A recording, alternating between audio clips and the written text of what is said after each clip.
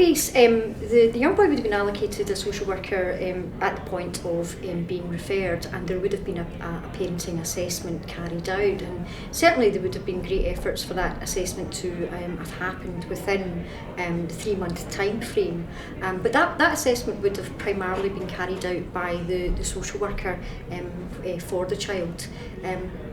We took a slightly different approach at the time because of our kind of learning around the PACE approach. What we did is that we looked at who was all involved in the wee boy's young life, and which was his health visitor, and he had a nursery placement. Although his attendance was quite poor, we contacted his key worker at the very early onset of the case, and we designed a meeting where the family met with ourselves and with the health visitor and the education key worker, and we call that now a permanency planning meeting.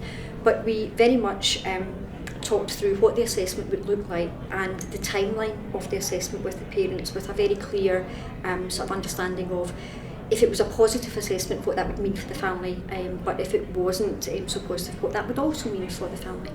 But within that planning meeting, we set out the key dates for the assessment starting, the midpoint and the outcome, and involved other agencies in that very early on. We did the assessment, and the methodology used in the assessment was observation of contact. It was parental capacity interviews, and also the third dimension was looking at all the other aspects of the parent's life.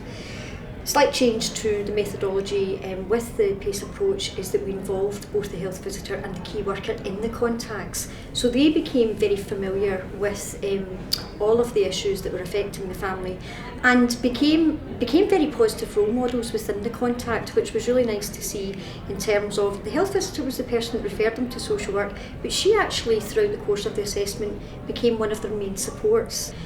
We had a family support allocated to the case who also worked with the health visitor in visiting the family home, even though the child was not present, talking through the role of the parent and talking through practices of what makes a parent a safe parent.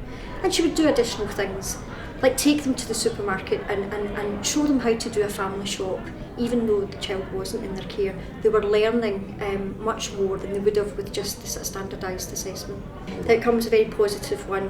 I would have probably said midway to maybe 3/4 way through the assessment, it was evident the parents were really taking on board the advice that they were given. We worked out what the deficits were, so therefore we could work out what supports they would need in a kind of longer term.